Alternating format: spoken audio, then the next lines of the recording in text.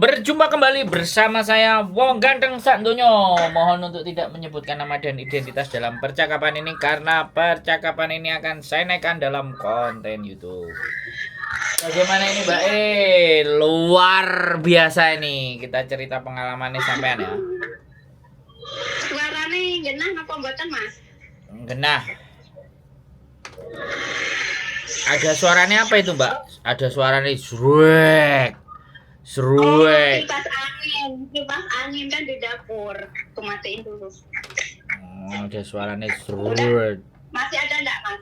Enggak, aman. Gimana ini? Ini kita siap berbagi sesuatu. Iya, ini mau berbagi pengalaman aja sih, Mas.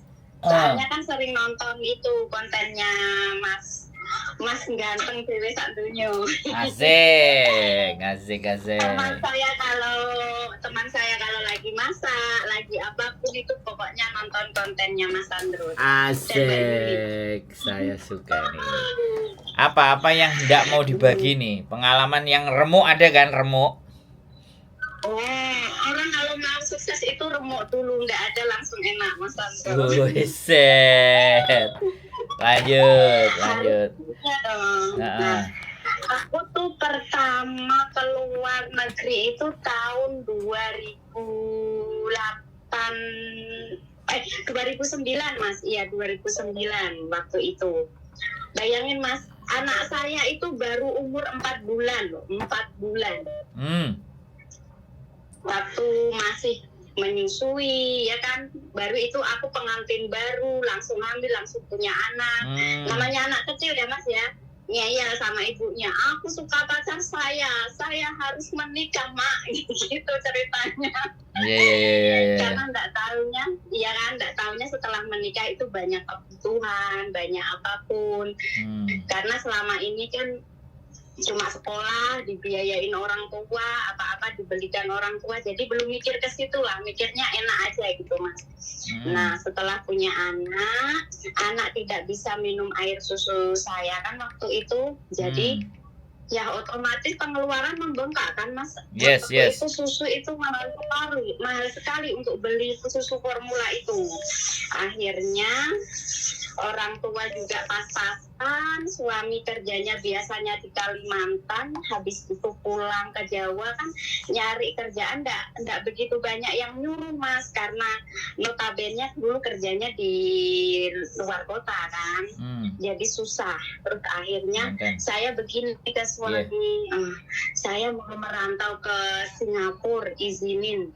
Terus dalam hati suami itu kan berat. Kalau kita tidak punya izin dari suami itu emang berat sebenarnya, Mas Sandro. Harus ikhlas. Suami itu sebenarnya nomor satu, suami itu harus ikhlas.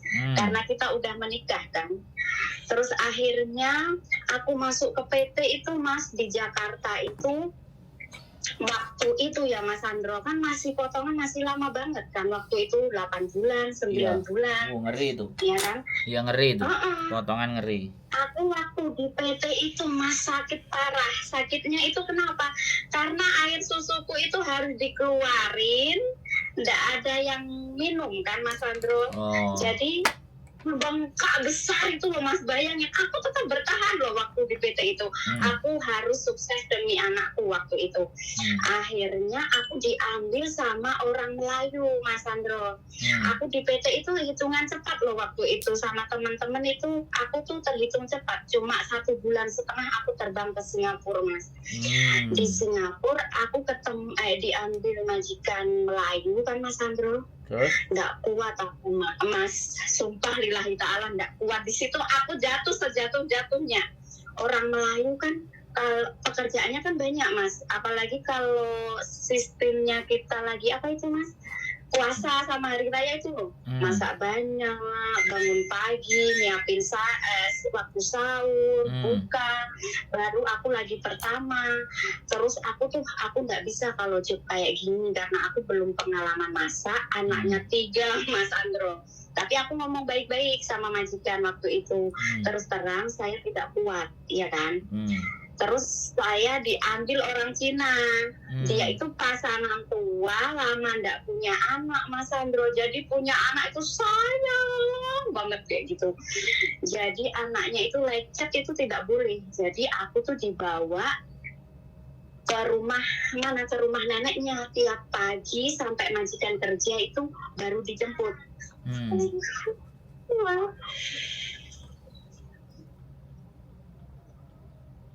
Terus habis itu potongan aku ditambah 1,5 bulan dari 8 bulan jadi 9 bulan setengah, Mas Sandro. Bayangin, cuma sisa gaji waktu itu $10 itu kalau uang Indonesia kan cuma nggak sampai 200, nggak sampai 100.000, Mas Sandro waktu dulu. Cuma berapa? 80.000 ya waktu tahun itu. Uang Singapura loh itu masih sisa $10 1 bulan, 9 bulan setengah, bayangin Mas. 9 bulan setengah, duitnya cuma $10. $10, bayangin Mas Sandro itu waktu 2009. Bisa nggak untuk ngasih anak susu, bisa nggak waktu itu? Habis itu Mas Sandro orangnya ya cerewetnya minta aku, terus aku begini, aku sudah gagal sekali, masa aku harus gagal lagi gitu loh Mas Sandro.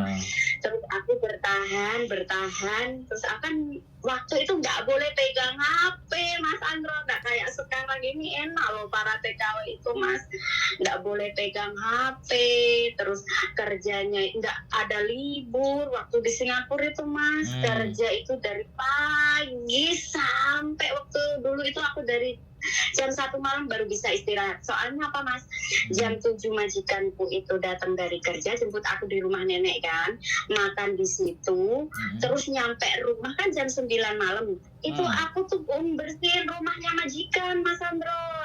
Jadi dari pagi sampai malam itu aku bersihin rumahnya nenek itu kayak gitu. Jadi kalau udah balik malam ke rumah, aku bersih sampai jam 1. Aku jaga baby loh Mas Sandro.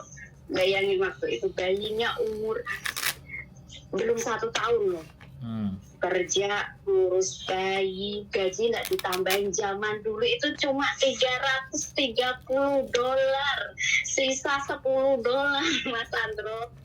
Bayangin, aku tuh ya kalau teringat itu Masya Allah rintanganku. Terus habis itu kan dikasih $10 itu aku tuh kutabung Mas Sandro, karena nggak ada libur kan. Baru kukirim ke anakku itu pertama kali tuh bisa belikan orang tuaku HP Nokia yang kayak BlackBerry itu Mas Sandro, yang apa itu, biar aku bisa telepon anakku kan waktu itu. Terus waktu udah selesai potongan pokoknya aku udah bisa. Terus waktu itu pokoknya aku nggak menyerah gini, nggak apa-apa lah, maksudnya aku nggak digaji tambahan. Aku harus, kata suamiku tuh kayak gini waktu aku telepon, aku tuh capek loh kerja 2 rumah tapi gajinya 1. Aku kan bilang kayak gitu ke suami. Terus suami tuh nguatinnya kayak gini, kamu nggak dibayar sekarang, insya Allah nanti entah uangnya itu turun ke kamu sendiri, entah keturunanmu itu pasti ada, kata suamiku itu kayak gitu Mas Sandro. Terus ya udahlah, lanjutin aja kalau kamu mau sukses. Nah suami kan ke Kalimantan lagi, bisa ngirim anak susu dan lain-lain. Ujianku itu berat banget Mas Sandro waktu itu tuh. Waktu itu umurku baru 19 tahun loh Mas Sandro. Masih muda. Iya, punya anak, masih dapat majikan begitu. Kalau anak sekarang kan enak ya Mas Sandro, maksudnya tuh biarpun nangis kerja capek, tapi malam kan masih bisa telepon keluarga. Kalau waktu dulu aku 2009, jangankan telepon keluarga Mas Sandro, mau sarapan itu loh, aku bawa ke kamar mandi itu roti itu, aku makan Mas Sandro, karena saking laparnya.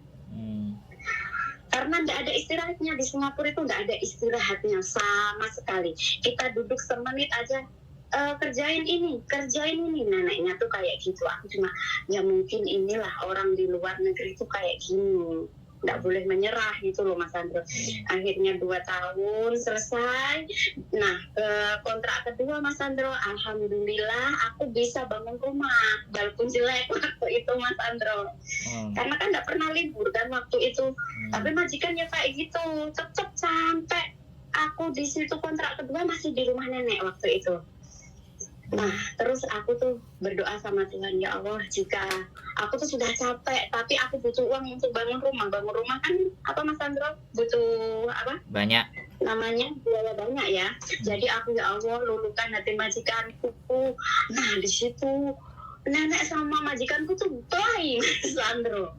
Wah, hebat. Jadi aku tidak dibawa ke sana lagi, aku di rumah. Alhamdulillah. Alhamdulillah. Oh belum, bukan belum. alhamdulillah belum. Aduh. Jangan alhamdulillah dulu. Iya. Nah di situ setelah tidak di rumah, nenek dia hamil lagi Mas Sandro. Jadilah anak yang kedua, kan tambah lagi kerjaanku ke pasar, jaga anak 2, yang satu ku antar ke kindergarten, yang satunya ku gendong ke pasar. Bayangin aja itu sudah Mas Sandro, tidak ada kata istilah tuh, tidak ada. Orang di luar negeri tidak boleh nyemi-nyemi, majikan begini aku tidak suka gitu, tidak boleh loh sebenarnya Mas Sandro. Lanjutin aja, lanjut aku Mas Sandro. Terus kontrak ketiga waktu itu kan, kontrak ketiga itu, di kontrak ketiga itu Mas Sandro, majikannya itu sudah agak baik ya kan.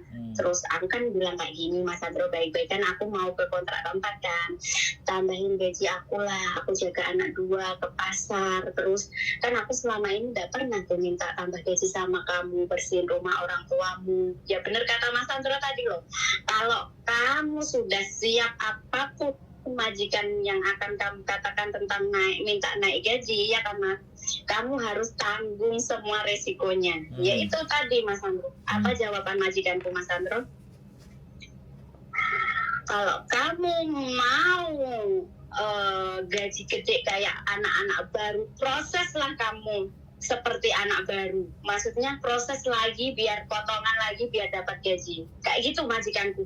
Di situ aku tenangin diri, ya udah mungkin di sini apa namanya Mas Sandro, ujianku udah nggak bisa lagi lah, 6 tahun satu majikan. Oke lah, sudah lah, enough. Aku sudah, maksudnya tuh sudah baik sama mereka, aku mintain. Jadi namanya orang kan ada kecewanya kan Mas Sandro. Coba kalau jawaban majikanku masih begini, kamu tahu nggak keuanganku tuh begini, kalau gaji kamu segini otomatis saya kan tidak bisa. Pasti aku luluh loh Mas Sandro. Bener, karena aku sayang sama anaknya, udah aku anggap anakku sendiri. Sampai sekarang pun anak-anaknya masih hubungan sama saya loh Mas Sandro.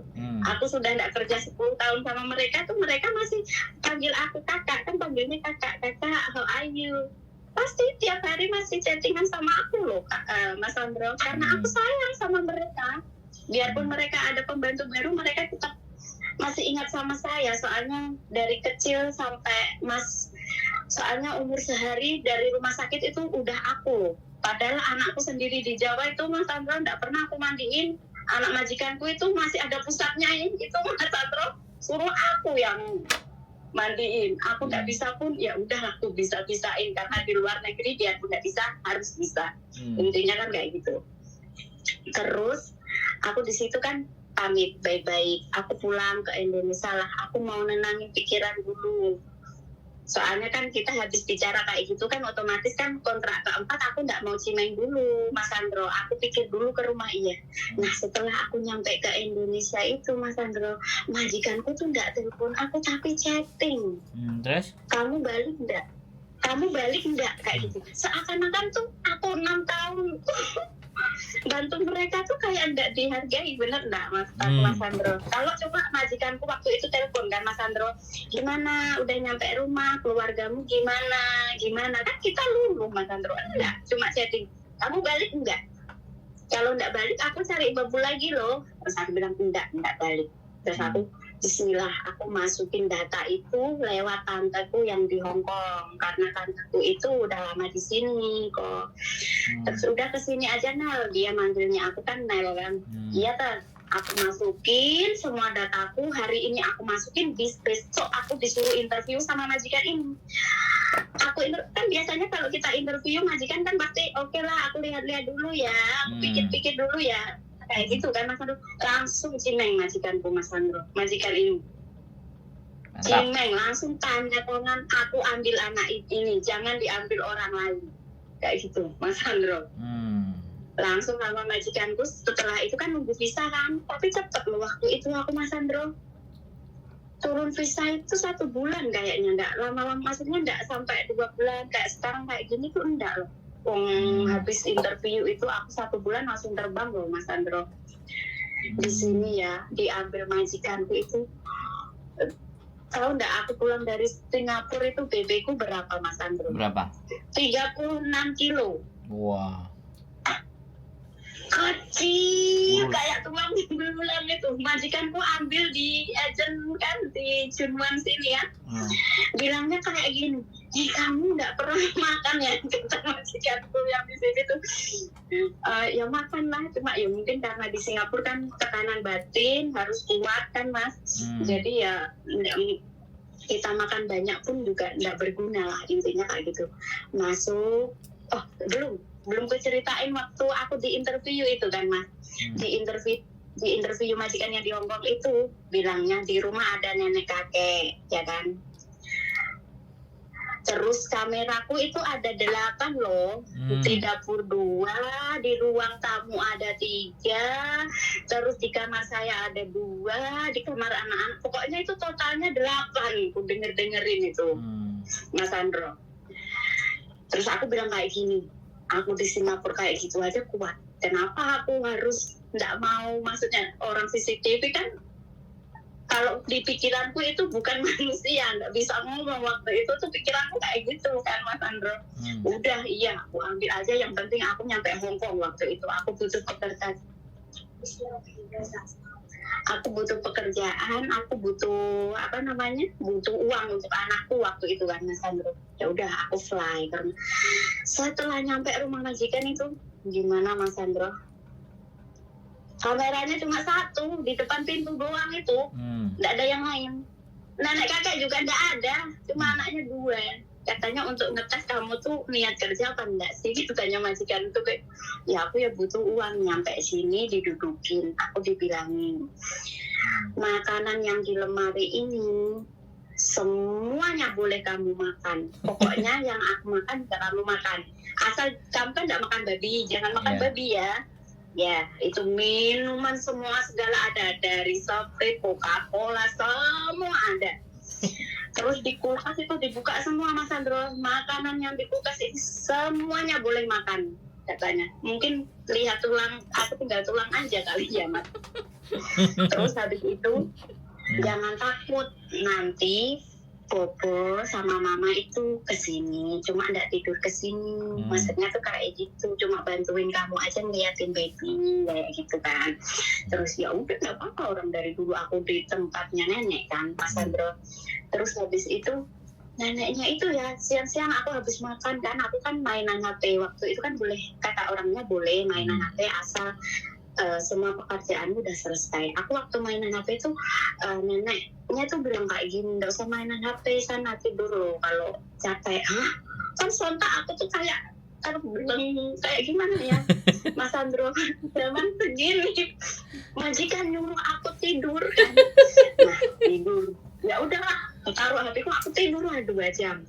Anaknya bangun, aku juga bangun. Jadi neneknya itu lihat YouTube aja dia sendiri mainan HP-nya, nyuruh aku tidur. Ya udahlah, sampai sekarang aku kalau siang itu tidur.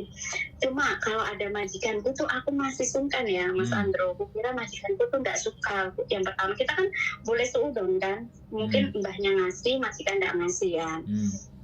Majikanku cowok waktu itu tuh di rumah mungkin sakit apa-apa ya, aku tuh kan ngantuk banget, orang siang kan biasa tidur kan Mas Sandro, mainan HP itu sampai kucek-kucek mataku. Terus kata singsanku kayak gini, Cece kamu ngapain di situ, kan baby tidur. Itu mainan HP, kata aku kan kayak gitu, sana tidur lah, Katanya kalau capek itu tidur, kalau udah kerjaan selesai ya udahlah tidur, dikasih lampu hijau kan Mas Andro. Jadi sekarang itu alhamdulillah Mas Andro ya, tiap tahun dikasih, kan kalau orang sini kan biasanya habis kontrak itu baru tambah gaji kan.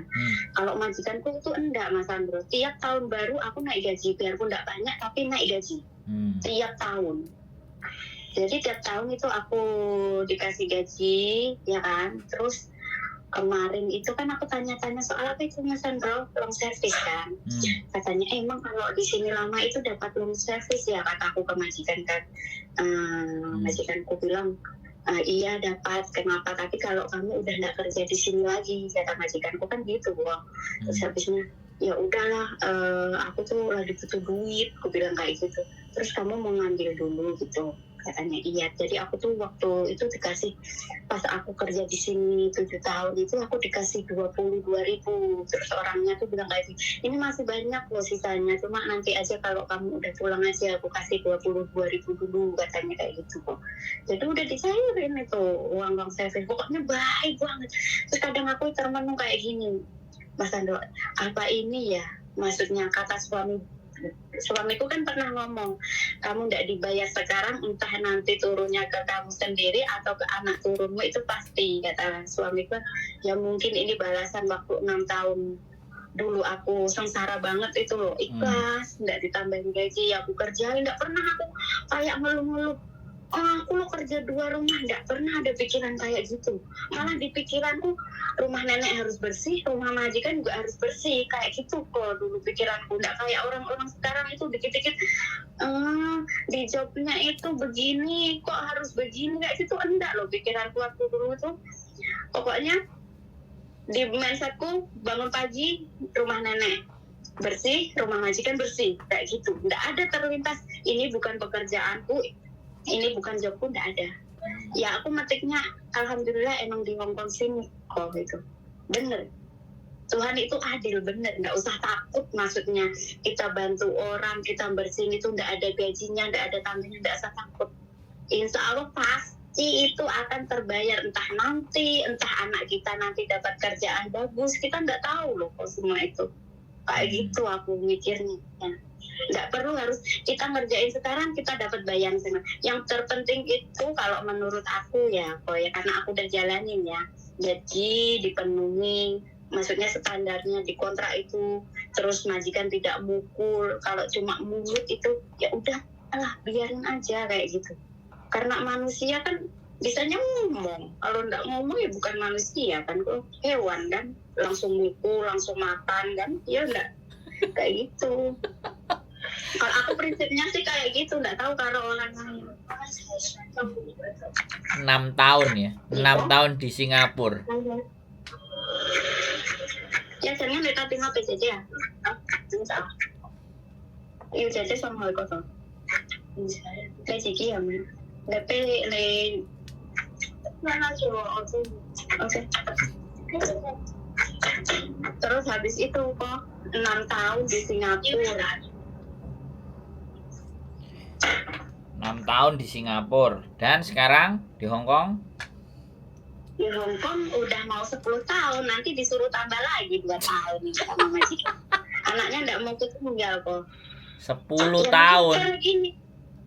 Iyalah, kan tahun ini aku 10 tahun nanti Desember. Gila. 10 tahun atau majikan. Pokoknya harus ikhlas lah. Maksudnya tuh kalau orang itu maksudnya tuh udah ada majikan yang 100% itu baik sama kita, mungkin ya majikanku tuh juga ada buruknya, cuma tuh tidak banyak. Intinya tuh kayak gitulah kok. Cuma orang tuh nggak ada yang sempurna kalau kita mau sukses.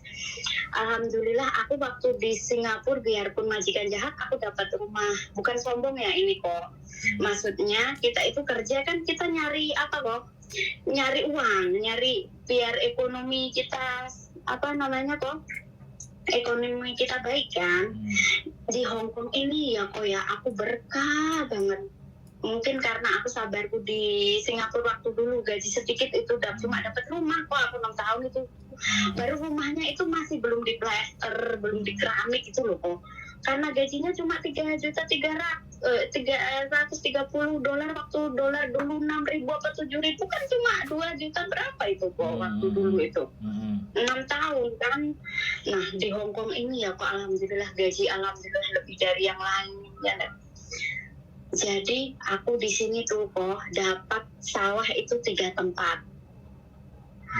Alhamdulillah bisa bikinin rumah anak lagi. Maksudnya ini untuk motivasi teman-teman, bukan pamer ya kok ya. Terus aku udah bisa bisa beli kendaraan buat usaha ya enggak. Maksudnya tuh berkah. Maksudnya jangan ngeluh. Kalau kita dapat majikan cerewet atau jahat, kita jangan langsung mengeluh. Aku nggak suka. Ditanamin aja. Ini mungkin awal aku sukses. Ini awal aku harus kuat dulu. Nggak mungkin kita langsung ke atas itu, nggak mungkin. Jalanin dulu yang itu. Kalau emang dipukul, kalau emang sama majikan dipukul atau itu baru kita bertindak. Kalau cuma diomongin kamu goblok lah, kamu nggak bisa bersin, ya udah jalanin aja selama dia tidak ngulangin kamu, jalanin aja kayak gitu. Kalau aku itu kok ya positif, nggak tahu kalau orang lain positif ting kayak gitu harus. Nah bener karena orang-orang sekarang tuh melihatnya yang udah lama itu kayak gini loh, dia sudah bisa beli gini enak, tapi nggak tahu cerita di belakangnya itu kayak apa kan kok. Nggak tahu loh yang aku alamin kayak gini kan. Orang melihatnya oh itu kalau orang di kampung itu TKW di Hong Kong itu pantesan aja TKW Hong Kong bisa beli sawah, bisa bikin rumah, bisa beli apa, bisa beli tanah kayak gitu. Terus kan gajinya gede kan, mereka nggak tahu awal mulanya aku tuh merintis itu seperti apa kan. Sekarang tinggal enaknya. Nah tinggal enaknya itu kan kata suami udahlah kita sudah cukup, cuma majikan kan minta tolong kan kok kemarin itulah sampai tunggu anakku agak gede, yang kecil ini kan masih kelas 2 SD dan maksudnya bosku tuh tambah 2 tahun lagi dia kan udah agak gede. Nah sekarang loh kok ya kemarin tuh mau tahun baru tanggal 31 itu dia itu nangis terus. Nah kita kan bingung ngapain dia nangis kan, enggak kita pukul, enggak kita marahin. Ibunya itu juga bingung kenapa. Ternyata dia itu sudah bisa ngitung tahun kok. Katanya kayak gini, kan mau tahun baru berarti Cece kan udah mau habis kontrak. Enggak tahu ini kenapa di kepala aku tuh mikir Cece mau pulang terus aku itu gimana mah kayak gitu.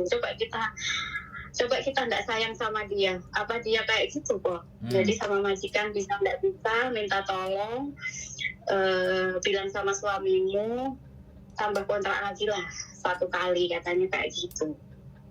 Tapi nanti ini kok yang masuk keluarga ini pasti orangnya beruntung dan pasti dia sudah melewati berbagai rintangan yang dia datang. Ya belum tentu, belum tentu juga Mbak, belum tentu juga. Iya sih, kita mikirnya kan? mungkin dia hoki. Cuma kebanyakan pasti udah pernah mengalami yang majikan jahat lah, apalah. Jadi ketemu ini tuh enak aja gitu kok. Biarpun apa enak aja. Soalnya di sini makanan full, apapun boleh belanja itu kok nggak pernah minta risik. Jadi percaya 100%. Jadi aku juga harus memegang gini, dia sudah percaya sama aku, jangan sebenang-benang gitu loh kok. Kan kadang ada yang udah dipercayain belanja ini, tapi tetap saya tulis kok. Risiknya juga tetap saya kumpulin sewaktu-waktu jikalau ada kala orangnya tanya kan ada gitu loh kok. Tapi selama 10 tahun ini nggak pernah tanya ini berapa. Pokoknya setiap kali Susan tidak ada uang buat belanja kasih, Susan tidak ada uang belanja buat kasih gitu. Jadi aku mau makan bakso pun dia aku catat kok, bakso berapa harganya di situ ya catat. Jadi sekarang kok aku tuh dari pagi sampai jam 5 sore aku kan sendirian di rumah sekarang kok. Kan anak-anaknya udah SD udah full day kan. Jadi nggak kerjaan, itu orangnya juga nggak pernah ini kotor kayak ini kok enggak, karena udah kayak keluarga lah maksudnya kayak gitu. Makanya tadi kan pokoknya bilang ayo ngonten yuk buat motivasi ya. Oke, nggak apa-apa, biar diambil positifnya buat teman-teman biar nggak selalu mengeluh gitu loh. Nah, tuh siapa datang? Makasih juga udah diundang. Nggak mimpi juga bisa ngobrol sama Ko Jabrik loh. Harusnya kalau kontennya yang sampean kayak gini nih harus nampak muka, harus ketemu. Jadi manusianya ada, terus ekspresinya ada, gambarannya ada, sebenarnya itu. Aku orangnya tuh kalau cerita nggak ada titik, nggak ada komanya. Loh, Ya iya, kayak gini orangnya. makanya kalau cerita kebaikan dan kebagusan itu kan harusnya ketemu, karena saya ingin membagi semua cerita bahwa hal yang enak di hari ini itu bukan hanya hari ini aja, tapi lihat belakangnya. Nah, itu yang harus Bener. kita sampaikan. Nah, iya, makanya Mbak, kalau bisa kan, kalau yang ceritanya kayak sampean ini ketemu dan kelihatan di kamera. Jadi Iya, sebenarnya. kalau kelihatan di kamera kan ekspresinya, kemudian semangatnya itu kan terlihat. Kalau ekspresi dan semangatnya terlihat itu nggak cuma suara. Makanya nanti saya rencana mau pindah rumah, makanya sama istri kita ada kamar 3, jadi satu buat kamar kita, yang 2 kita buat studio. Makanya yang satu untuk studio keresahan, yang susah, yang mumet. Satu untuk studio bagaimana yang membagi motivasi. Karena sebenarnya ketika kalau banyak cerita motivasi kayak gini kan akhirnya balance, imbang. Nggak semuanya kesedihan. Tapi ada juga gitu loh, bahwa dibalik semuanya apa yang kalian rasakan, rasa susah dan sedihnya itu, ini loh ada contohnya. Ya, anaknya selesai kuliah, asetnya udah bertambah banyak, suaminya baik-baik saja. Nah, itu kan cerita yang bagus. Jadi serba-serbi antara cerita bagus dan jelek ini kan balance. Kalau seimbang kan jatuhnya orang akan ngelihat gitu loh. Nah, itu konsep saya sih, Mbak. Makanya ke depan kita mau set up sebenarnya sampai kita mau bikin studio di mana kameranya nanti bisa gerak, dan kita harus jadi salah satunya channel yang bahwa kerja ke luar negeri itu bahagia, kerja ke luar negeri itu ada sukses, kerja ke luar negeri itu ada hikmah dan ada hasil, bukan hanya kerja di luar negeri itu berat dan susah. Nah, itu yang mau kita balik. Karena kenapa dunia ini hancur? Karena banyak orang-orang yang baik itu diem. Karena orang-orang baik itu enggak mau berbagi. Kayak sampean kayak gini, kalau nggak dibagi kan sayang. Nanti begitu coba kalau sampean lihat komennya channel saya, penonton saya orang pintar-pintar semua loh, nggak ada komennya yang kata-katanya jorok, kata-katanya buruk, kata-katanya maki-maki, kan nggak ada Mbak. Makanya itu yang saya pikir saya harus bikin lagi nih, supaya jadi motivasi, bisa jadi rujukan ketika mereka mau menyelesaikan persoalan. Dan juga ini loh gambaran PMI Hong Kong itu begini loh gambarannya, sukses story gitu loh ceritanya. Aku tuh kenapa nonton YouTube-nya Coach Jabrik itu apa sih? Karena untuk melihat, cari pengalaman juga, terus mau lebih bersyukur juga. Oh, ternyata itu yang di bawah saya juga masih banyak, terus yang susah juga banyak. Itu ku pelajari gimana sih orang itu bisa sukses itu, kenapa, karena apa, kayak gitu. Nah, orang ini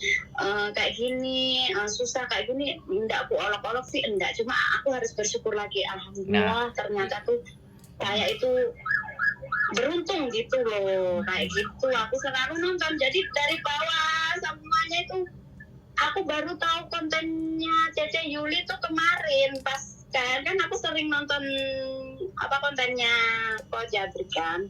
Jadi belum tahu tuh apa Cece Yuli tuh belum tahu muncul, oh ternyata istrinya juga punya. Jadi aku juga sering nonton di situ gitu. Gitu. Oke, sekali lagi luar biasa ya. 6 tahun di Singapura menjadi bahan pembelajaran ya. 6 tahun di Singapura. Iya, benar. Ya, menjadi balasannya jadi 10 dan 12 tahun di Hong Kong. Gila. 12 tambah 6 18 tahun loh sampai. 18 Aku tahun. nggak pernah ganti-ganti majikan Mas Sandro. Biarpun cerewet tetap ku pertahanin karena maksudnya prinsipku itu ya ini rintangan saya harus saya jalani sampai saya lulus ibaratnya kayak gitu. Nanti kalau aku nyari yang lain kan ujiannya itu beda lagi. Jadi aku tekunin nih ujian yang aku jalani nih aku tekunin sampai lulus kayak gitu intinya kok. Mantap. Nggak mau ganti kayak gitu. Istimewa. Karena kita kalau menyerah nggak lulus ya, ibaratnya ujiannya itu beda lagi. Kita nyari selahnya itu kan beda lagi. Kalau ujiannya ini ya udah aku jalanin. Orangnya cerewet, oh berarti ini ujianku di orang cerewet ini. Aku nggak boleh menghindar. Kalau yang pertama itu memang cuma 1 bulan itu emang aku baik-baik. Aku kalau orang Melayu aku nggak bisa, soalnya masaknya banyak. Terus aku nggak bisa masak itu emang bener aku nggak bisa masak ya. Terus ya karena itu ya yang pertama itu emang aku maksudnya itu mungkin aku baru pertama masuk belum bisa mindset pikiranku. Nah yang kedua kok juga ternyata nggak enak, oh berarti kerja itu emang tidak enak gitu loh Mas Andro. Dan yang ketiga panen. Yang ketiga panen. Luber-luber ya. Kalau nenek kakeknya sayang semua sama aku di sini, nggak ada yang nggak sayang pokoknya. Nenek kakek bobo mama yeye semuanya kayak Yima Yikafu semua Taikafu semua sayang sama. Kalau makan di sini tuh pokoknya kalau manggil aku tuh kamu sini kamu nggak libur ya nggak kasih saku soalnya kan masak buat mereka kasih ampau kayak gitu kok. Pokoknya alhamdulillah banget di sini. Aku tuh mikirnya alhamdulillah nanti yang dapat majikan ini insya Allah enak. Yo, sampean carikan sampean kasih tahu. Oh, ini keluarga baik-baik. Jangan salah jalan, jangan semua loh. Jadi sampean juga ngasih tahu. Mantap. Oke, nanti kita tunggu studio baru. Studio baru buat sampean datang ya. Cerita 2 kali nanti. Kelihatan mukanya ya. Yap. Oke. Sukses. Sehat selalu. Amin, sehat selalu. Sehat selalu sampean, bisa segera kumpul dengan keluarga. Yuk. Amin. Yuk, bye-bye. Assalamualaikum. Bye. Luar biasa, teman-teman. 6 tahun di Singapura remuk, akhirnya di Hong Kong. Sehat selalu. Keep stay tune my YouTube channel and see you next video. Bye-bye.